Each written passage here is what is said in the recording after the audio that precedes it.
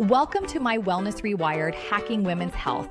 Join Larissa and Malerie as they explore biohacking tips for women based on the latest science and research available today. Let them help you unlock your best self. It's time to hack smarter, not harder, together. Welcome to another amazing episode about one of my favorite books that I have newly discovered because of you, Malerie. Today we are talking about The Comfort Crisis, written by Michael Easter, and it's Embracing Discomfort for Resilience and Health. And it is a very fascinating book, and it has completely shifted the way I think about being discomfort or doing hard things. Oh yeah. I mean, and as far as like our wellness must reads go, this one's huge because it's just, I thought of this one immediately because it touches on so many of the things that we talk about on this podcast anyway, that it was such a cool story, the way that the author kind of points out how these things are so good for us, right? Even though they're very uncomfortable, some of them.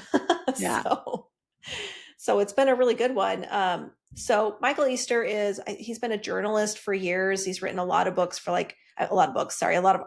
for like Men's Health and things like that. And so this book is a story that he tells about when he went out to the wilds of Alaska, I think it was, and was out there just trekking and hunting for weeks. And it's just this crazy, intense experience that he had.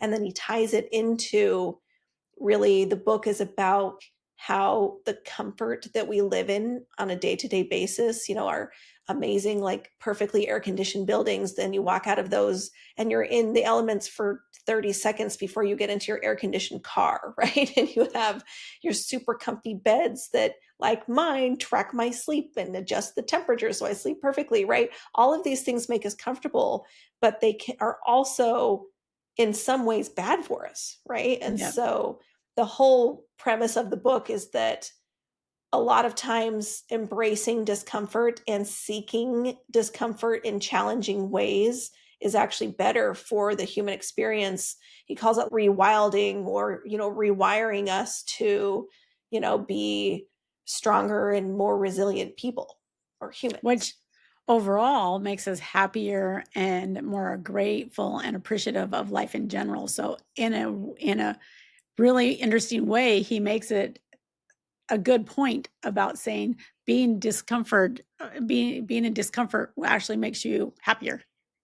Yeah, happier, stronger, more capable. Like it's crazy how much and how this concept ties into everything from your personal approach to life, your approach to life with your family and supporting them and doing things, and also in allowing them to struggle in things sometimes, right? So which is such a fascinating read.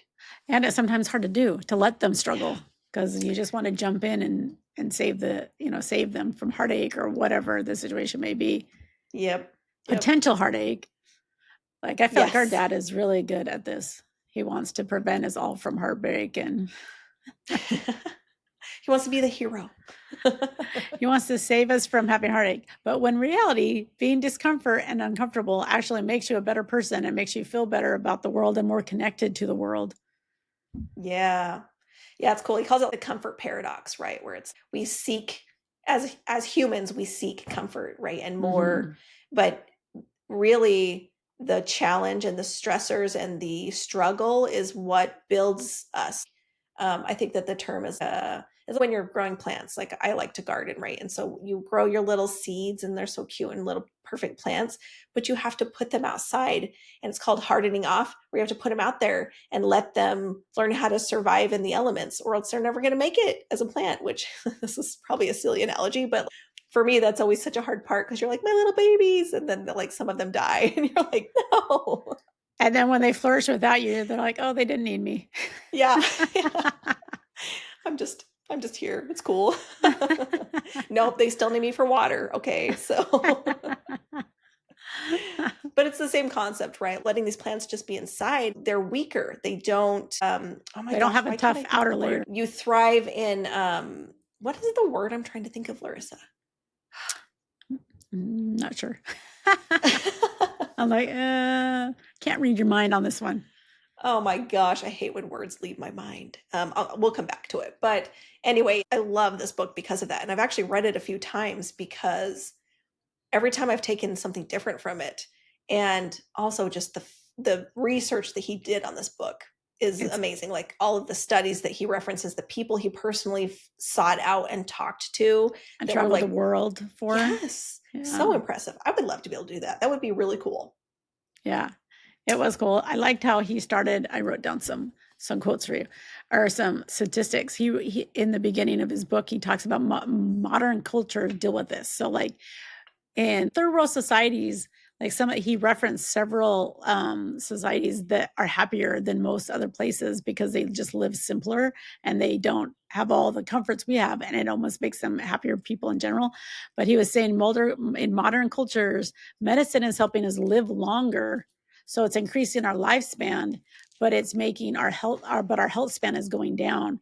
And so in modern societies, like 32% of us are overweight, 38% of us are either obese or extremely obese. So that means 70% of us are overweight. One third of us have diabetes or pre-diabetes.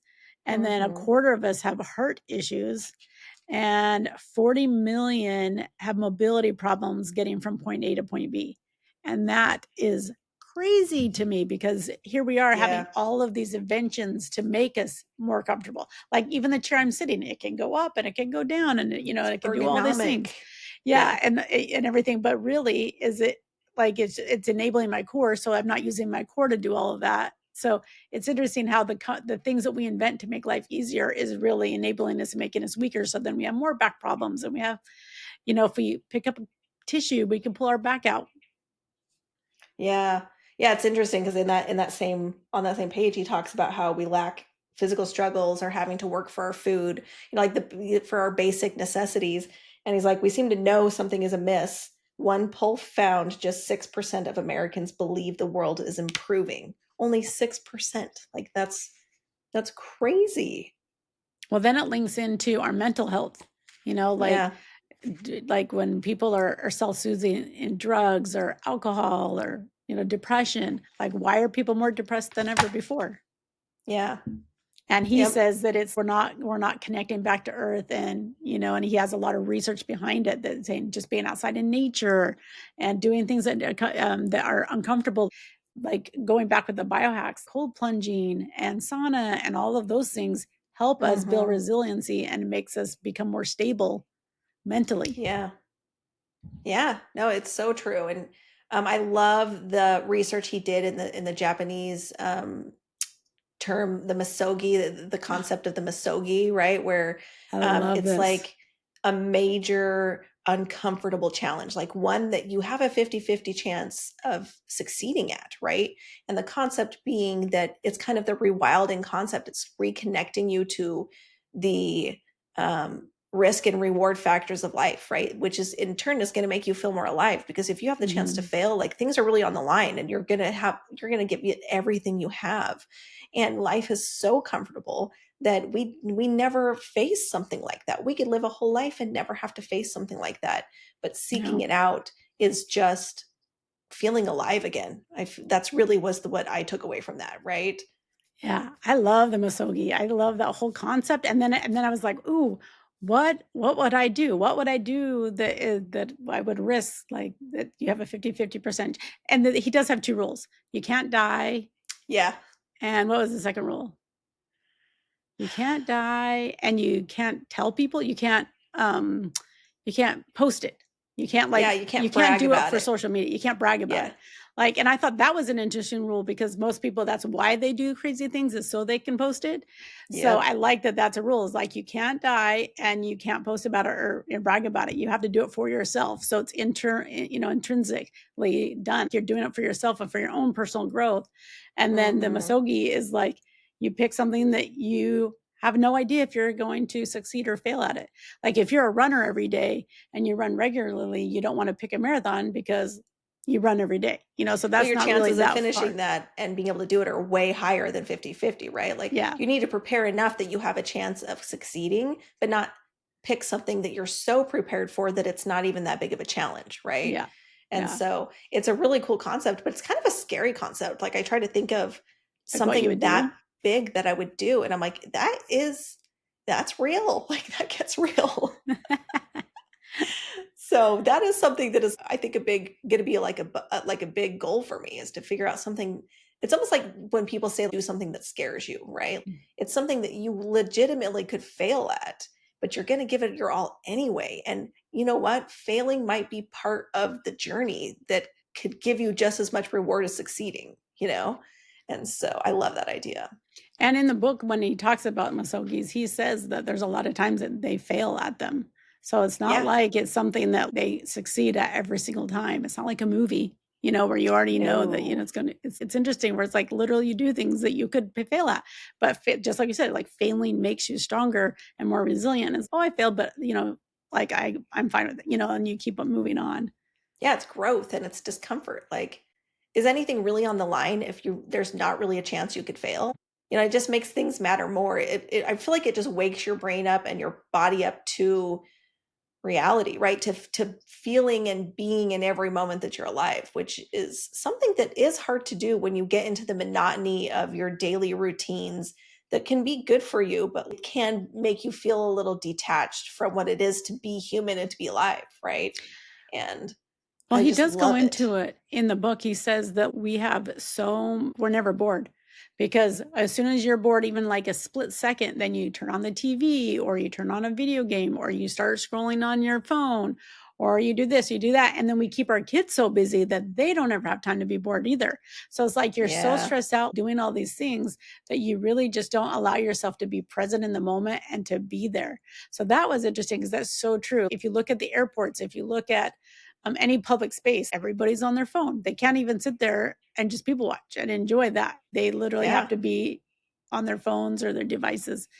And kids are usually on their Kindles or whatever, you know, their iPads. Like we don't allow them to just be bored. And he talks about how when you are bored, not only are you grateful of he goes into examples of like, you know, the wind blowing and you can hear it in the trees and, you know, the different Silence. color variations in the sky and, you know, just Yeah. being present in the moment and how grateful you are that you got to see, you know, a little duckling or something, you know, just whatever the areas.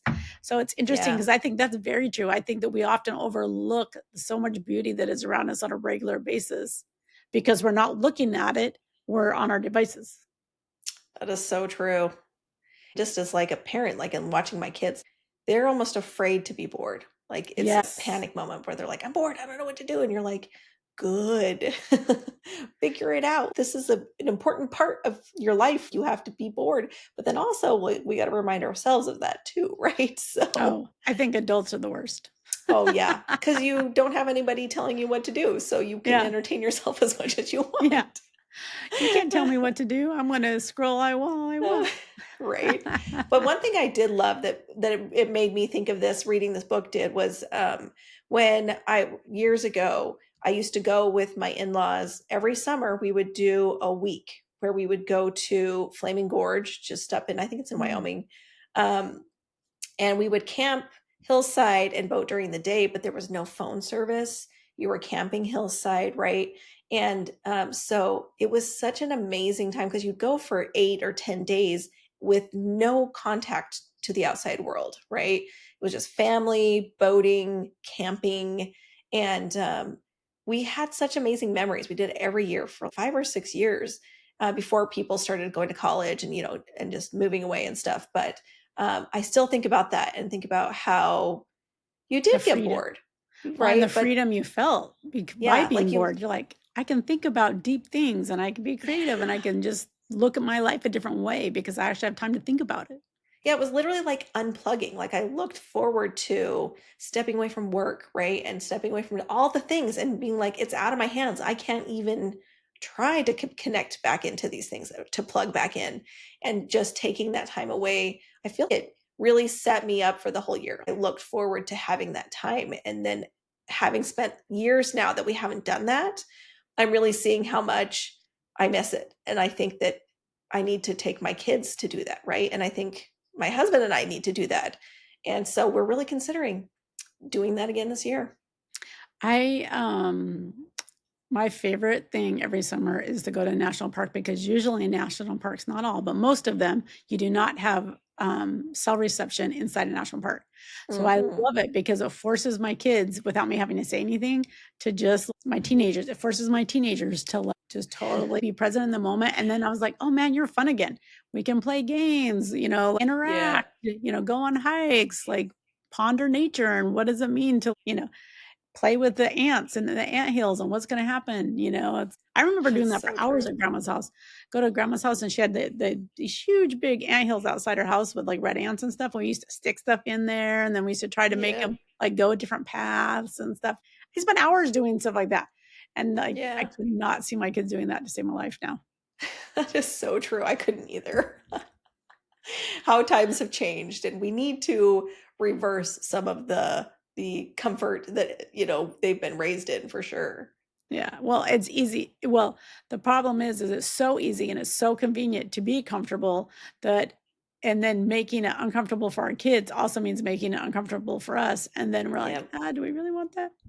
Well, and I love how in the book he talks about it's a comfort creep, right? Where it's you can do one of these experiences like he did this huge you know, complete this trip that he did to the Alaskan wild, and it was a big deal, but he already knew going home that comfort was going to creep back in and he was going to Um, plug back in and eventually detach from all the benefits that he got from being there, right? And so he's like, you constantly have to do things. He was like, I'm already planning like my next thing, because you have to constantly combat that feeling, right? It's just going to creep back into your life. And so I think it's talks about, I mean, there's so many practical takeaways from this book, but like I just think that it's such a fantastic book to read. I think everybody should read it. And he has this whole section on rucking, which we'll go in deeper in a different episode. But he Yeah. was saying how important it was for him to go and exercise outside because we're always in buildings, air conditioning, watching TV, and he was saying how it's not really using the right muscle. It's like it's so very consistent that it's not really like helpful. So Yeah. when you're out hiking in uneasy ground and constantly moving your body and shifting it and just being outside in nature, how that helps you mentally as well as physically. And so that was an interesting distinction too, because like some of the people that go to the gym the most and look the most fit are really not fit at all when it actually gets out into, you know, the wilderness or the wild or real Yeah. It's like life. the difference of like farm strong, versus like gym buff. Like that was Yeah. always a very big thing that, where I grew up very rural. And so it was, there was a very big difference. And those kids were strong that had to lift hay bales and, and Oh yeah. take care of horses and livestock and stuff. They had a kind of strength that you couldn't see, but were crazy strong. And that's the Yeah. difference between real life using your body to do things versus just making pretty muscles in the gym, which, is nice. But like then you get out there and actually do stuff and you get winded. Like you just can't do the same things because you have trained differently. It's a very real thing. And then it's interesting because he talks about how like some of the biohacks, like the you have talked a lot about, like the cold plunging and the sauna, and how those biohacks help you feel uncomfortable because you get either super hot or you get super cold and it's extreme. So it Yep. makes your body reset your body. You get uncomfortable, right? You're doing something Yeah. hard, you're making yourself uncomfortable, which means you're working through dread. That's a very big skill to be able to build, that when you dread things, like you have to push past that, right? Like it's pushing your boundaries, pushing your limits. And it's funny because in this book, he actually covers so many biohacks, which is Yeah, why he we does. picked this book, right? But he doesn't call it that. It's nothing about it. He's just literally looking at the science of the type of things that build resilience in humanity and make us stronger and better, and just Yeah. naturally talking to specialists about human nature and science and all the and biology and all the things that these are the things that practically in our environment we can do to recreate a lot of those challenges for us. Yeah. And he talks about fasting and Yeah. autophagy. And then he even Yeah. goes in and talks about spiritual healing. Yeah, he talks about some really like the concept of like being aware of death and how that makes you live your life differently than avoiding thinking about it, right? Yeah, there's a whole community that that's a huge part of their culture is to talk about Yeah. death and not have it be such a taboo thing. So they talk about Yeah. it and it's just a natural part of life and it's like almost I want to say looked upon like in like glamorized way, but like it is like so positive and it's just part of the culture that it's a celebration and they don't hide Yeah. it. He was saying how like we hide death, as soon as they get sick, they go in the hospital, they die in the hospital, and then they go to the morgue and then they go into the ground, or cremated, whatever one you went. So it's like Yeah. this, that's so removed. It's so removed from people. And so in their culture that he interviewed about, and he talks about it, they celebrate it, they talk about it, They and it's a part embrace of it. they embrace it, Yeah. and it makes them grateful for life. And how would you live life differently? Just like you were saying, how would Yep. you live your life differently if you thought that you were going to die tomorrow? Yeah. Exactly. I think that's such a cool concept. Maybe let's talk about some of our favorite quotes because there were Okay. some pretty good ones. Um, one of the ones that I liked is the more we avoid discomfort, the more we weaken ourselves. Like that is, you know what the word was that I forgot earlier with the seedlings? I just remembered it. It's you have to put the seeds out there and harden them off because they strengthen in adversity. They're weak when you make the environment too easy for them. They actually need the adversity to become stronger. And that's really a great analogy for human beings, I feel like. Yeah. Nice comeback too. I'm really grateful that you remembered to bring that back around. I got it. I knew it would come back. Uh, but I think this quote really relates to parenting too, and how we deal Yeah. with our families and our parents, and all of Well, I that. feel culturally, like a lot, we encourage our kids to avoid confrontation, right? Confrontation makes everybody uncomfortable. Talking about parenting, right? That's a big thing that we've been working on is confrontation is not a bad thing. Let's coach about how to work through it. Like instead of And avoiding it, let's figure out coping mechanisms or methods we can use to spin it in a positive direction for everyone involved. So I think it really goes along with that. yeah, that's so true. Hmm. One of my favorite quotes is, which I've already alluded to, but boredom is a gateway to creativity and clarity. I feel like some of my best ideas are usually when I randomly wake up at like 3 or 4 o'clock in the morning to go to the bathroom. Like, so it's like I literally like have nothing in my mind, and then like I'll solve so many of my problems. And I'm like, oh, this is such a good idea for this. And then, but if Yeah. you never let your brain rest and relax and really like just be bored, you never really have the opportunity to really think about things and what would be the best way. That is very true. And I feel like today's challenges, like with full time careers, hobbies, family stuff, right? Like it can be really hard to give yourself time for your brain to rest. Yeah. Like, because if you're not doing obligations, then you want to be doing things that entertain you, right? Like I'm a huge book reader. You're a big book reader, right? If you're like into gaming, like if you're into, I don't know, whatever you're into, right? It's so hard to be like, I'm not going to do those things and I'm going to be intentionally bored. you know? Yeah. Well, I think this is where being mindful, or meditation, that would Mm, kind of come like, stack, talk about habit stacking, that would kind of habit stack. So it's like you're meditating and you're just letting yourself wind, and it helps with your mental clarity. yeah. I also think things, because sometimes I really like to walk. That's a big thing, mental health for me wise, and that's why I love rucking, right? Because I can habit stack and I can get a good workout in while I'm also getting outside. And it's more challenging than being in a gym on the treadmill, right?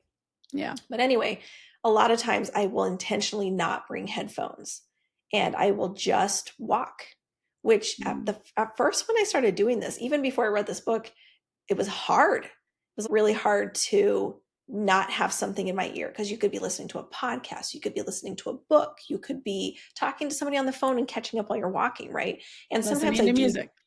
yes, Yeah. music. And a lot of times I do those things, but every couple of times I try to just have silence for the purpose of getting comfortable with being uncomfortable in my boredom, right? It's a great opportunity to do that, I've found. Yeah, that is a good thing to do. I do not do that at all ever, so I should do It's that. hard. At first I was like, this sucks.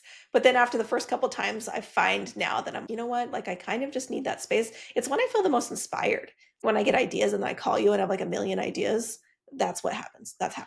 Well, it's funny because when you go on a hike, like you don't put in, I mean, I don't put on a book or a podcast or anything. It's only when I'm like, quote unquote, exercising or walking or, you know what I mean? Like that, where I feel I want to kill time and get it done. And so then I get my mind busy with learning as far as podcasts or reading or entertain with reading. Yeah. Where it's interesting because when I hike and I'm out in nature, that's probably why I love it so much, is camping and all that, because it forces me to be in the moment and be present and be bored. Yep. And that's honestly why that's a goal for me with my families. We want to do some camping this year because I want to give my kids the opportunity. And say that again. You want to what? I said I want to give my kids the opportunity you want to go what? Okay, look, guys. I'm not a camper. Okay. So that's what this is. I'm giving her a little sisterly crap about this because we've been camping our whole lives. We've been camping a ton when we were younger, and most of us are still campers, but she is like, no, I don't camp. Yeah. If there's not, okay, look, when I say camping, I mean glamping, first of all. Okay. But that's going to be extreme for my kids because they've never done anything. No, I think it's great. I think it's very healthy. I think your kids would absolutely love it. You can't help it. You can't help but come back from a camping trip feeling great and energized and like connected with the earth. But that's exactly what this book is about, right? That's why, because you're connecting with the earth, you're disconnecting from all of your comforts, you're challenging yourself, pushing your limits, and embracing boredom. It's all of the things. So that's a really good way for modern Americans to really be able to do a little bit of rewilding and connecting with the earth and getting uncomfortable. So yes, it's on my list, Larissa. I'm going to go camping. You're probably going to come with me, so prepare. I was going to say, I will gladly volunteer myself to go camping with you anywhere at any time. I love it. Yes. It always makes me feel good. It's a plan. Okay. Did we have any other ones? Let's see. I feel like I had another quote. Oh yeah, I love this one. Humans are built to withstand hardship. We're not as fragile as we think. That's a really good one. That is a really good one. We can do hard things. Mm-hmm. I tell my kids that all the time. That's what I tell my students all the time too, even though I don't think they believe me at all. They'll remember it, don't worry, and then they'll believe it later. They can do hard things. So they got to give them the opportunity to do hard things so that they can believe it. Though, if they've never given hard things, then they don't believe it. Yeah, if you never get the opportunity, how do you know? That's very true. So I think as far as practical takeaways from this book, I mean, obviously, it's a fascinating read because if you're interested in health and wellness and biohacking, which is why you're listening to this podcast, because that's what we talk about, then you're going to find this book fascinating just based on the research that he has done about the benefits of a lot of these biohacks that we talk about: cold plunge, sauna, intermittent fasting, a lot of so many things. Yeah, rucking. I love that one. That's actually where I got the idea. Like that's where I tried rucking for the first time, was after reading this book. So like as far as practical takeaways for me, it was like find the big thing that I took away from this. And you can tell me Larissa, what you took away from this is that after I read the book, I was like, I really need to do things that make me uncomfortable, but also that make me feel more alive.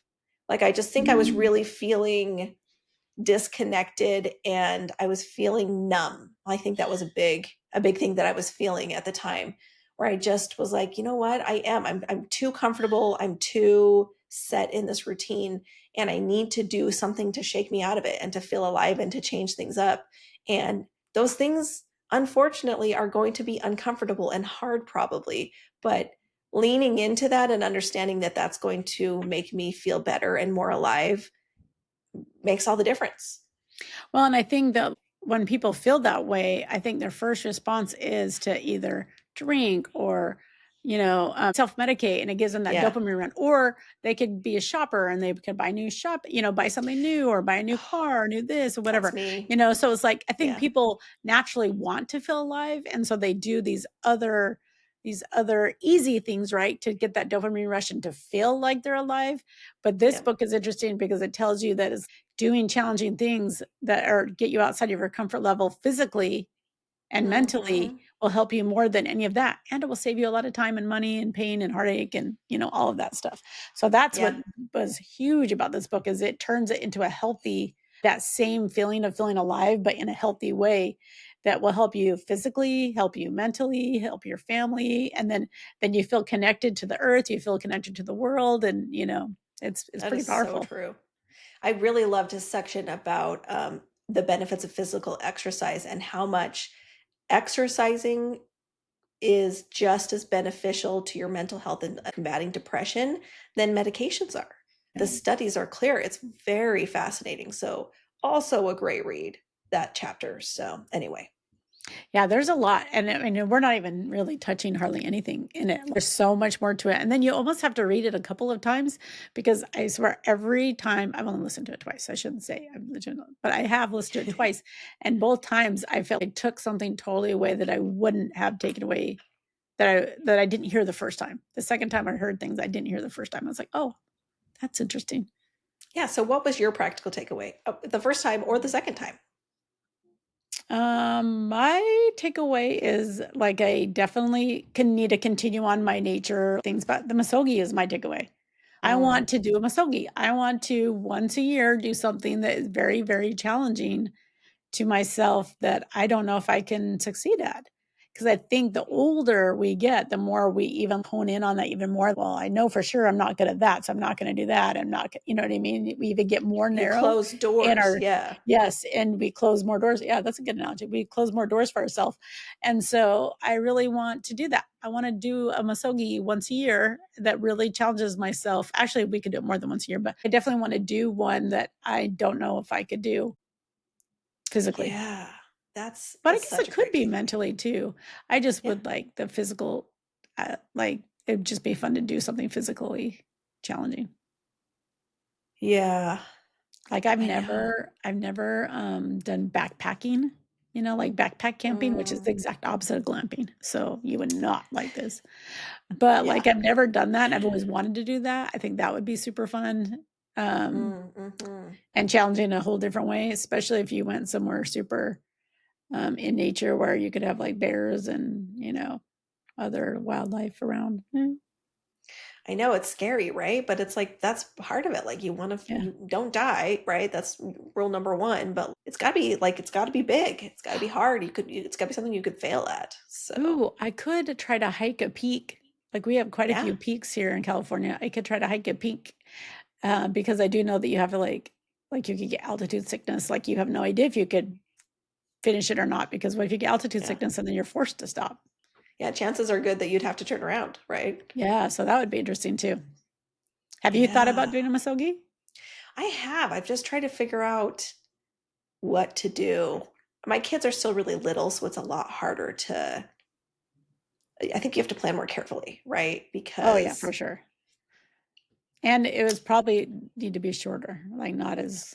yeah, but I want to find something because I really I ran a couple half marathons back in 2019, and that was a really big deal for me because I didn't know if I could do it.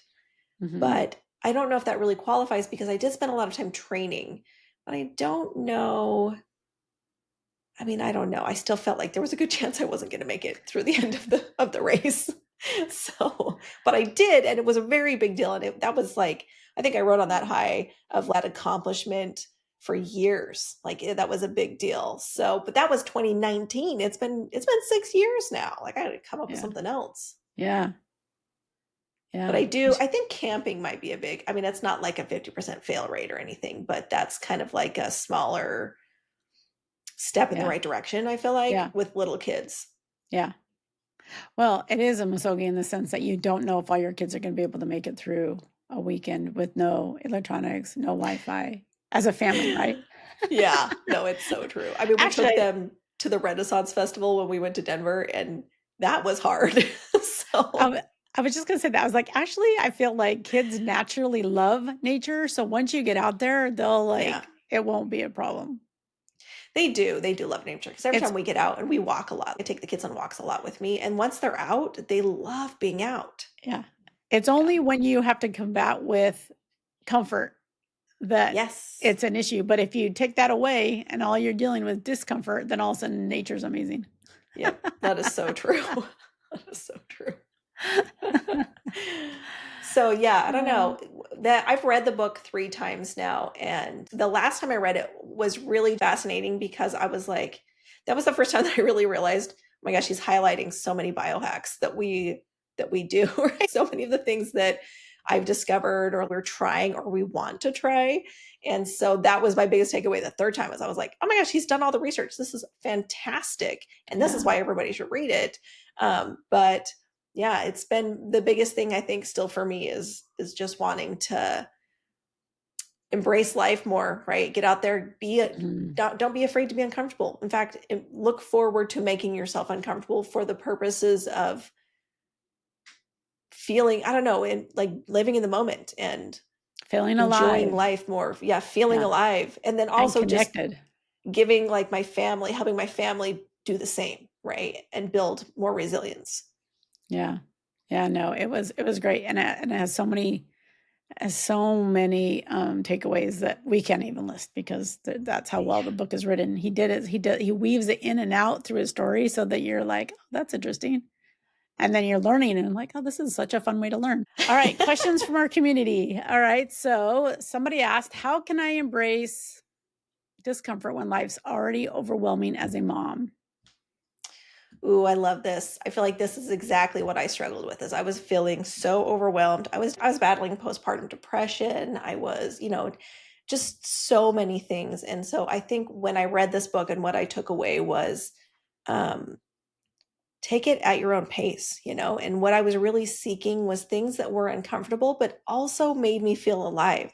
So that while I was giving the discomfort, I was gaining the reward from that discomfort in a more immediate way. So for me, it was rucking. That was the first thing that I picked because I made walking more challenging by adding weight, but also I got the reward of being out there in nature and walking. And I don't know, there's something about seeing trees and hearing nature and things Mhm. that just, I honestly craved it.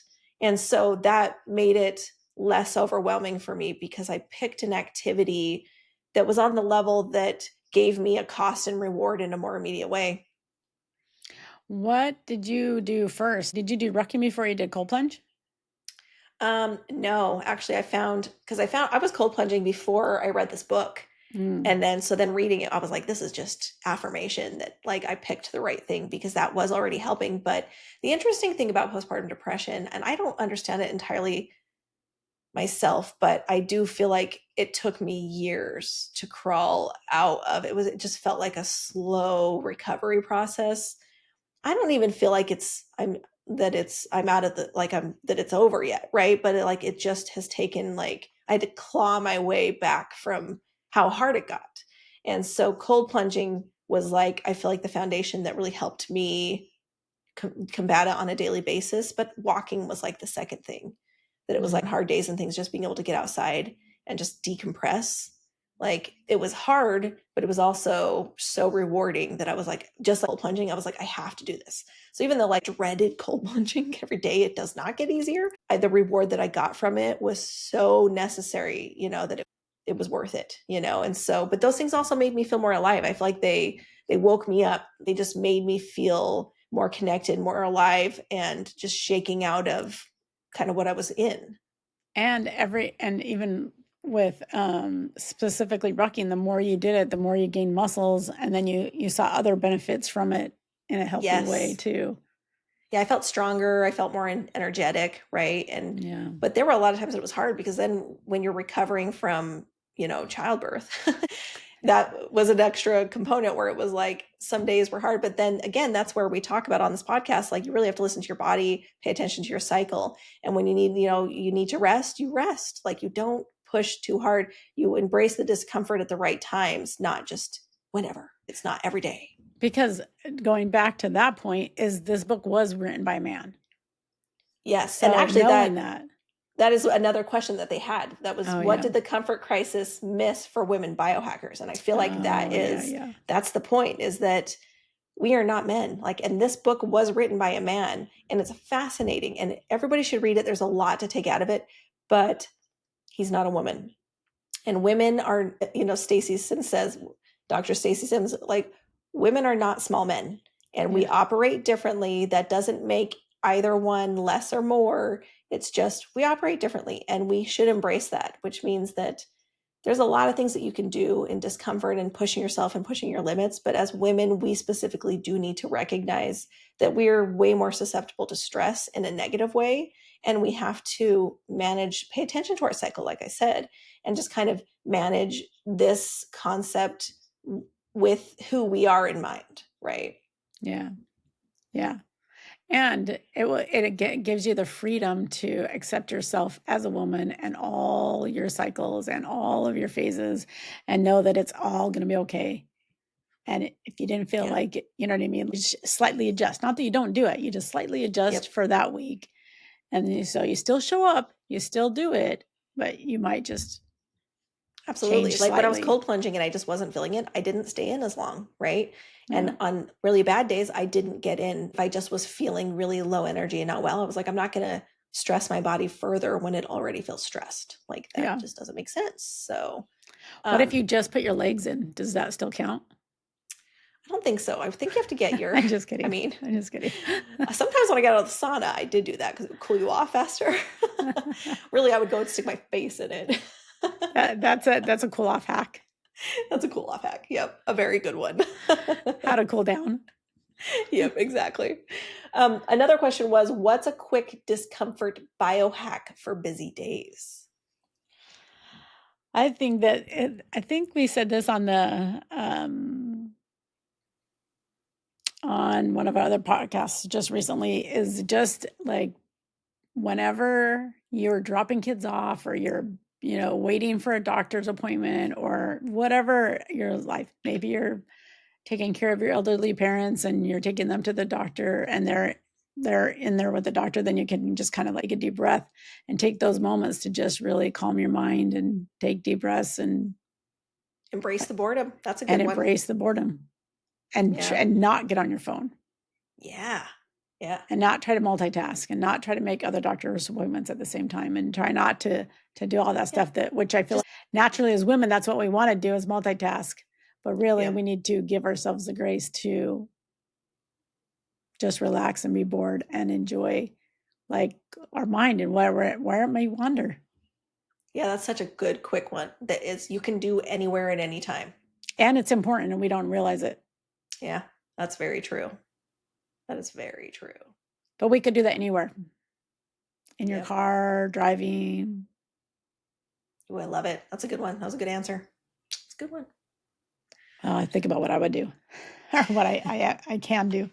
Or before I get really upset about something, that might... Well, my inclination really is if I'm sitting there, I'm like, I have 10 minutes, or like my kids are in a sports class or something. I'm like, I just want to be on my phone, or I want to read a book. And I'm like, you know what? It was like with the walk, like some days where I just don't listen to anything and I just be. It's uncomfortable. It is. It is uncomfortable. But then you feel the benefit. Yeah. Oh, yeah. Yep.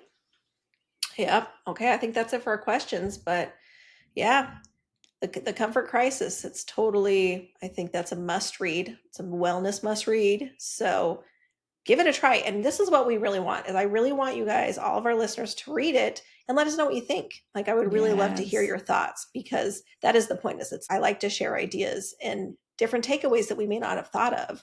Like it's fascinating. And you can post on our Facebook group of things that you are doing that are making you uncomfortable. Yeah, and any of our social media, right? Oh, that's true. Post a picture of you doing something crazy, out of your comfort zone, uncomfortable, and tag us, right? My Wellness Rewired on any of the social media channels. Or it could literally be of you doing nothing and just put #bored. Yes, done. #My Wellness Rewired, #bored. I love it. I'm feeling better already. Yes. Brain reset. All right, I think that's it for now. We'll catch you guys next time.